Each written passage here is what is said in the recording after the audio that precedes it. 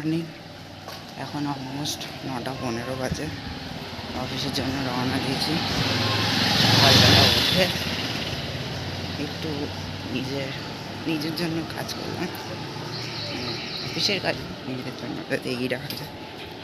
আর তারপর ফ্রেশ হয়ে চান করে খেলাম ভাত, আলুর দম, একটা ভাজা করেছিল আর ডাল খেয়ে এখন বেরোচ্ছি। তো যাই, ফটাফট বাস হয়ে গেলে পৌঁছাবো। হ্যালো, এখন অলমোস্ট 10:55 বাজে। ওই উঠলাম, মানে একটা অফিসের মেল করার আছে, সে মেলটা করে দেবো। আর কি একটা অফিসে এক দাদা একটু হেল্প চাই, একটু হেল্প করে দেবো। ব্যাস, তারপরে রেস্ট। কালকে আবার সকালে একটু পড়ানো আছে, তারপর অফিস যাব, তারপর আরও আছে। তো এই আর কি। তো মা খাবার নিয়ে এসেছে, খেয়ে নিক মা, আর মাকেই বলবো খাইয়ে দিতে। তো এই আর কি।